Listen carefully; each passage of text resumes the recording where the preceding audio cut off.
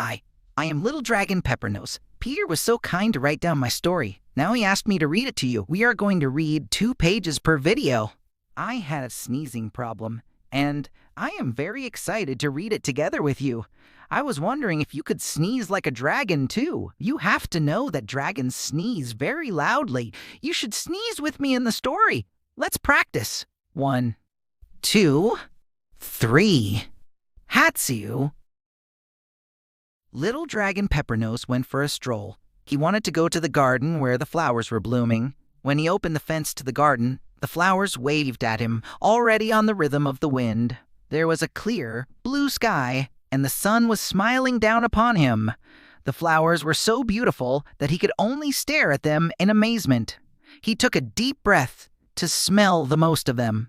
Something tickled in his nose, like there was a small spider moving in there. Now it is your turn to sneeze with me again. 1, 2, 3. Hatsu. He sneezed so hard that it made the whole world tremble.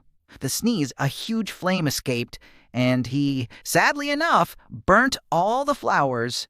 He opened his eyes and saw to his own shock that the flowers were burnt and black, flowers which did not smell that great anymore. A tiny bee flew at him from the back of the garden, looked at him and said, "Maybe you are allergic to flowers and should stay away from them." Sad as he was, Little Dragon Peppernose decided to go to the beach. There were no flowers he could burn. While he walked on the road that went to the beach, he already could hear the waves breaking on the hard sand. The sound of the waves grew louder and louder as he came nearer. When he approached the beach, he saw the waves take the sand and shells with them from the sea. They took a bit of the sand back with them like a small souvenir. He bent towards the shells to pick them up, and here it was again, that tiny little spider crawling up his nose.